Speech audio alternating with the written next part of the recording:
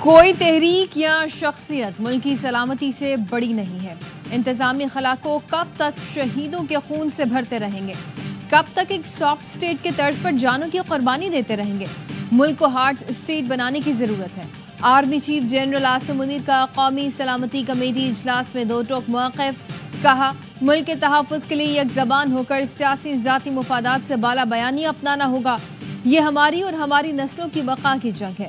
علماء خوارج کی طرف سے اسلام کی مسخ شدہ تشریح کا پردہ چاک کریں۔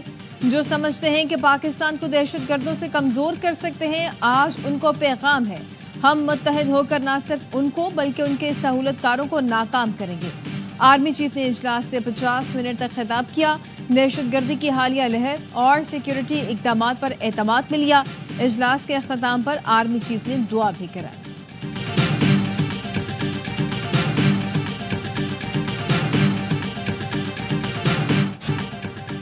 قومی سلامتی کی پارلیمانی کمیٹی کا اجلاس، حالیہ دہشت گردی کی شدید مذمت۔ وزیر اعظم شہباز شریف نے اجلاس سے خطاب میں پی ٹی آئی کی عدم شرکت پر اظہار افسوس کیا۔ کہا، یہ قومی ذمہ داریوں سے منہ موڑنے کے برابر ہے۔ 2018 میں قائم ہونے والی نااہل حکومت نے نیشنل ایکشن پلان پر عمل درآمد روکا، دہشت گردی کے خلاف جنگ سے حاصل ہونے والے ثمرات ضائع کیے۔ خمیازہ آج پوری قوم بھگت رہی ہے۔ دہشت گردی کے خلاف سب کو متحد ہو کر آگے بڑھنا ہے۔ جعفر ایکسپریس پر دہشت گرد حملے میں فوجی جوانوں اور افسروں نے پیشہ ورانہ مہارت سے سینکڑوں جانیں بچائیں۔ سوشل میڈیا پر پروپیگنڈے سے فوج اور عوام میں درار ڈالنے کی مظلوم کوشش کامیاب ہوئی نہ ہوگی۔ اعلامیے کے مطابق کمیٹی نے انسداد دہشت گردی آپریشنز کے انعقاد میں فورسز کی بہادری کو سراہا۔ امن و استحکام خراب کرنے کی اجازت نہ دینے کا عزم۔ اجلاس میں متاثرہ خاندانوں سے اظہار یکجہتی۔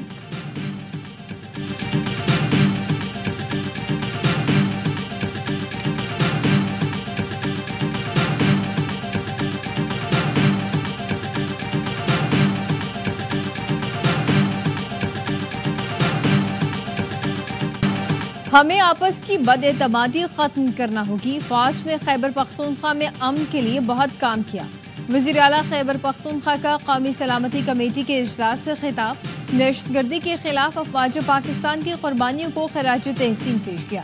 کہا، خیبر پختونخوا میں سیکیورٹی مسائل موجود ہیں، پولیس اور دیگر سیکیورٹی فورسز کا مورال بڑھا رہے ہیں۔ ضم شدہ اضلاع کو مکمل وسائل فراہم نہیں کیے گئے۔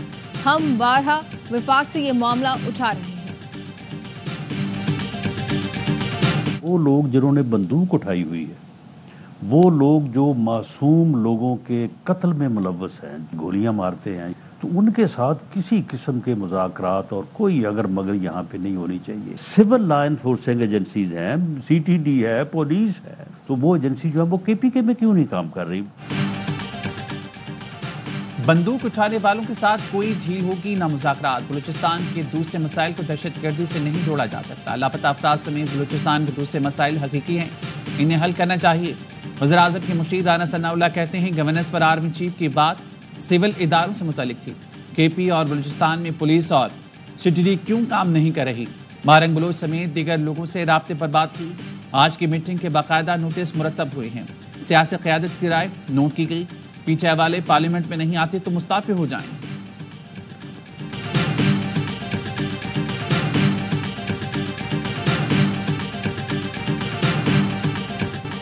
پی ٹی آئی کو اجلاس میں نہ دیکھ کر مایوسی ہوئی، مشورہ کرتے تو انہیں شرکت کا کہتا۔ مولانا فضل الرحمان نے کہا کہ سیاست اپنی جگہ، پہلے ملک عزیز ہے۔ مولانا فضل الرحمان قومی سلامتی کمیٹی کے اجلاس میں اظہار خیال کرتے ہوئے بولے کہ پالیسیوں میں تسلسل ناگزیر ہے۔ کہا کہ ریاست کو کسی کی جنگ کا حصہ نہیں بننا چاہیے۔ افغانستان کے خلاف جنگ میں حصہ بننے کا نقصان پاکستان کو بھگتنا پڑا۔ چیئرمین پی پی بلاول بھٹو نے کہا کہ افغانستان دہشت گردوں کی آماج گاہ بن گیا، معاملہ سفارتی سطح پر بھرپور انداز میں اٹھانا ہوگا۔ ہمارے ارد گرد رہنے والے نہ سمجھیں کہ یہ آگ ان تک نہیں پہنچے گی۔ دنیا کو بھی افغان حکومت کے کردار سے آگاہ کرنا ہوگا۔ دہشت گردوں کی مالی مدد کرنے والوں کا بھی پتہ لگانا ہوگا۔ خان صاحب نے آج پاکستان تحریک انصاف کے پولیٹیکل کمیٹی کا ڈیسیجن تھا کہ ہم نیشنل سیکیورٹی کمیٹی کے میٹنگ میں اس وقت تک پیش نہیں ہوں گے جس وقت تک خان صاحب سے ملاقات نہیں کرائی جاتی۔ خان صاحب نے اس کی تائید کی ہے۔ خان صاحب کا باہر ہونا، اس ملاقات میں شرکت کرنا لازم۔ تحریک انصاف کا پارلیمانی قومی سلامتی کمیٹی کے اجلاس کا بائیکاٹ، بانی نے سیاسی کمیٹی کے فیصلے کی تائید کی۔ چیئرمین پی ٹی آئی بیرسٹر گوہر نے بتایا بانی کا باہر ہونا اور اجلاس میں شرکت کرنا لازمی تھا۔ حکومت دہشت گردی خلاف اقدامات میں سنجیدہ ہے تو بانی کو بلانا چاہیے تھا۔ بانی نے جعفر ایکسپریس حملے کی مذمت بھی کی۔ سلمان اکرم راجہ نے کہا بانی پی ٹی آئی کو رول پر رہا کرے، اس سارے عمل میں شامل کیا جائے۔ عمر ایوب اور شبلی فراز بولے بانی سے ملاقات اور مشاورت نہ کرنے دینا ناانصافی ہے۔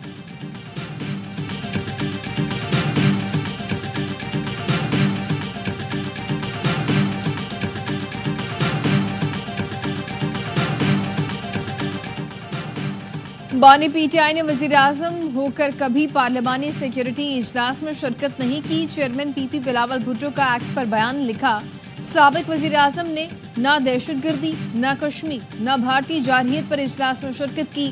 اب وہ پارلیمنٹ کے رکن نہیں ہیں اور یہ پارلیمنٹ کی قومی سلامتی کمیٹی کا اجلاس تھا۔ جنگ کے وقت ملک کو سیاست سے بالاتر رکھنا ہر پاکستانی محب وطن کا فرض ہے۔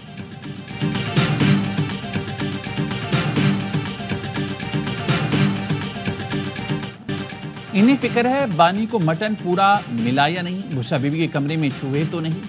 تحریک بائیکاٹ ہمیشہ ملک کے خلاف نظر آئی۔ وزیر اطلاعات پنجاب اسما بخاری کی پی ٹی آئی پر کڑی تنقید۔ وزیر دفاع خواجہ آصف نے ٹویٹ کیا پی ٹی آئی نے ثابت کر دیا بانی اول اور آخر ترجیح ہے، وطن کی سلامتی اور امن ان کے لیے اہمیت نہیں رکھتے۔ بانی نہیں تو پاکستان نہیں، پی ٹی آئی کا نصف العین ہے۔ ملک دہشت گردی کی آگ میں جل رہا ہے، پی ٹی آئی اپنے مفادات کی سیاست کر رہی ہے، اس سے بڑھ کر وطن دشمنی کیا ہو سکتی ہے؟ شرجیل میمن نے کہا جب تک اڈیالہ میں بیٹھا قیدی اجازت نہیں دے گا جماعت قوم کے ساتھ کھڑی نہیں ہوگی۔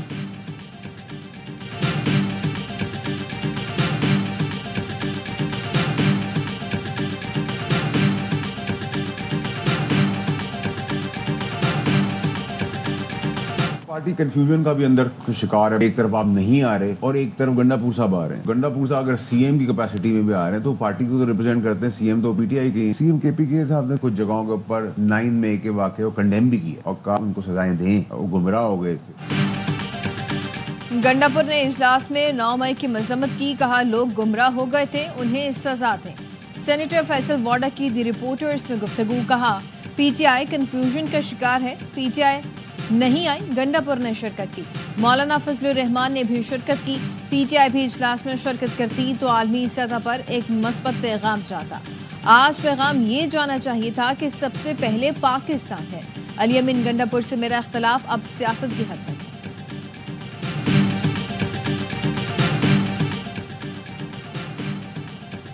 صدر مملکت آصف علی زرداری اور چیئرمین پیپلز پارٹی بلاول بھٹو آج کوئٹہ جائیں گے۔ صدر مملکت کوئٹہ میں امن و امان سے متعلق اجلاس کی صدارت کریں گے۔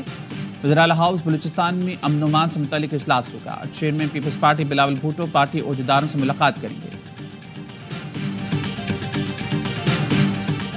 بلوچستان میں دہشت گردی کا نشانہ بننے والی جعفر ایکسپریس کی بوگیاں کوئٹہ پہنچا دی گئی۔ ریلوے حکام کا کہنا ہے کہ بوگیوں پر گولیوں کے نشانات اور بیشتر کھڑکیوں کے شیشے ٹوٹے ہوئے ہیں۔ جعفر ایکسپریس پر حملہ کرنے والے ہلاک دہشت گردوں کی تصویریں سامنے آ گئیں۔ 33 دہشت گردوں کو سیکیورٹی فورسز کے کلیئرنس آپریشن کے دوران جہنم واصل کیا گیا۔ سیکیورٹی ذرائع کے مطابق دہشت گرد غیر ملکی اسلحے سے لیس تھے۔ دہشت گرد مسافروں کو انسانی ڈھال کے طور پر استعمال کرنا چاہتے تھے۔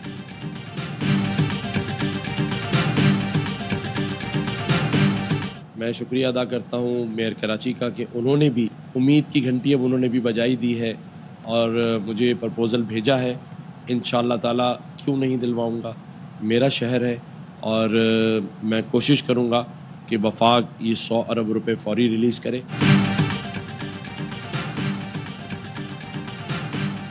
دہشت گردی کے خلاف پوری قوم اپنی سیکیورٹی فورسز کے شانہ بشانہ کھڑی ہیں۔ گورنر سندھ کا ویڈیو لنک کے ذریعے گورنر ہاؤس میں افطار ڈنر کی شرکت سے خطاب، کہا ملک دشمن طاقتوں کے لیے ہماری فوج ہی کافی ہے۔ کامران ٹسوری کی ہدایت پر پلاٹ، موٹر سائیکل اور عمرے کے ٹکٹ کی فوراً اندازی کی گئی۔ کراچی میں ڈکیتی مزاحمت پر ایک اور نوجوان قتل، کرنگی نمبر 6 میں میڈیکل سٹور پر ڈکیتی کے دوران مزاحمت پر ملزمان نے فائرنگ کر دی۔ مقتول کی شناخت 24 سالہ سہیب کے نام سے ہوئی۔ پولیس کے مطابق موٹر سائیکل 2 ملزمان نے شہری کی مزاحمت پر فائرنگ کی اور فرار ہو گئے۔ عینی شاہد کے مطابق ملزمان شناخت چھپانے کے لیے ماسک کا استعمال کر کے آئے تھے۔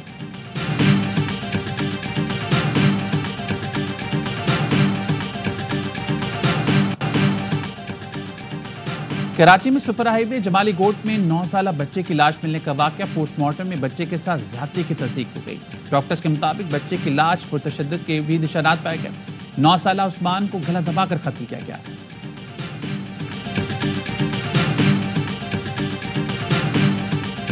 حیدرآباد میں ملزمان کی گرفتاری کے لیے جانے والی پولیس پارٹی پر مسلح افراد کی فائرنگ.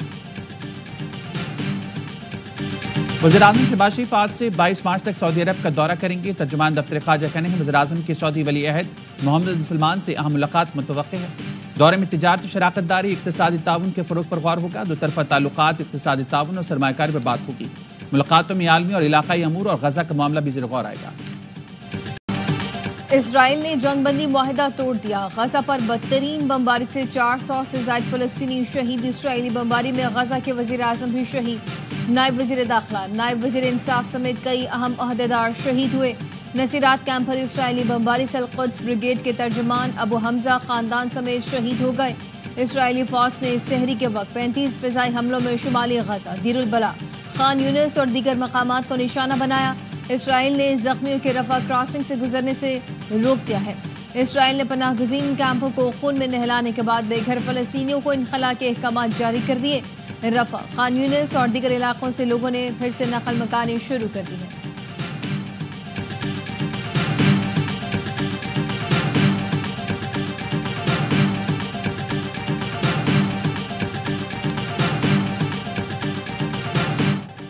سعودی عرب کی غزہ پر وحشیانہ بمباری کی شدید مذمت. سعودی ولی عہد محمد بن سلمان کے زیر صدارت مجلس شورا کا اجلاس. اسرائیل کی جنگ بندی کے خلاف ورزی پر تشویش کا اظہار. اجلاس میں عالمی برادری سے فوری مداخلت اور اسرائیلی جنگی جرائم روکنے کا مطالبہ. پاکستان کی غزہ پر اسرائیلی حملے کی شدید مذمت. ترجمان دفتر خارجہ نے کہا رمضان المبارک میں اسرائیلی جارحیت ناقابل برداشت ہے. عالمی برادری فوری طور پر جنگ بندی کے لیے کردار ادا کرے.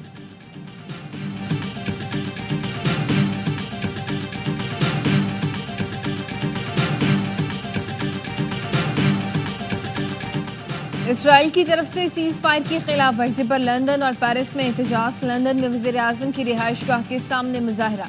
بچوں کا قتل عام بند کرو، فلسطینیوں کی نسل کشی بند کرو اور فری فلسطین کے نعرے لگائے.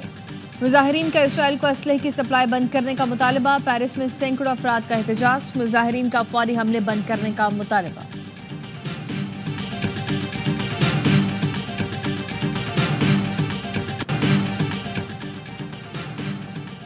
ہمارے بچوں کو قتل کرنا بند کرو. مقبوضہ بیت المقدس میں نتن یاہو کے خلاف احتجاج. یرغمالیوں کے اہل خانہ اور شہریوں نے غزہ پر حملے روکنے کا مطالبہ کیا. اسرائیلی فورسز کی غزہ پر وحشیانہ بمباری میں ایک اسرائیلی قیدی کے قتل کی اطلاعات سامنے آئیں، جس کے بعد اسرائیل کے اندر غصے کی لہر دوڑ گئی. صدر ٹرمپ کے جج کے خلاف توہین آمیز ریمارکس پر سپریم کورٹ کی چیف جسٹس برہم. جج کے فیصلے پر مواخذے کی 2 صدیوں سے کوئی روایت موجود نہیں. فیصلے سے اختلاف ہے تو اپیل میں جائیں. چیف جسٹس جان رابرٹس کا صدر ٹرمپ کو جواب. صدر ٹرمپ نے ڈسٹرکٹ جج جیمز واسبرگ پر فسادی اور بدعنوان ہونے کا الزام لگایا تھا. ڈسٹرکٹ جج جیمز واسبرگ نے گرفتار گینگ کی ملک بدری روکنے کا حکم دیا تھا.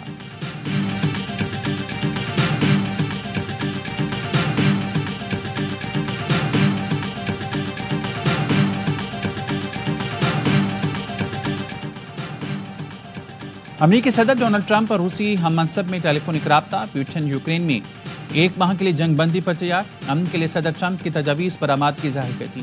روسی صدر کا صدر ٹرمپ سے یوکرین کو ہتھیاروں کی فراہمی بند کرنے کا مطالبہ. وائٹ ہاؤس کا کہنا ہے دونوں رہنماؤں کے درمیان 1.5 گھنٹہ بات ہوئی. روس اور امریکہ کے درمیان تعلقات بہتر کرنے پر اتفاق کیا گیا.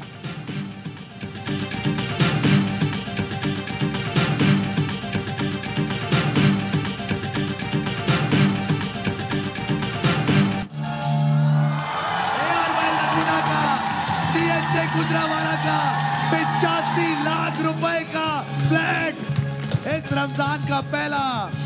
جیتو پاکستان. اور پاکستان کا سب سے بڑا گیم شو جیتو پاکستان لایا بڑے بڑے انعامات. اس رمضان ایک خوش نصیب خاندان نے پہلی بار جیتا 85 لاکھ کا ARY لگونا DHA گجرانوالہ کا اپارٹمنٹ. شو میں 1 کروڑ 25 لاکھ تک کی مالیت کے انعامات تقسیم کیے گئے. تبھی تو ہے جیتو پاکستان کا نمبر 1 شو صرف ARY ڈیجیٹل پر.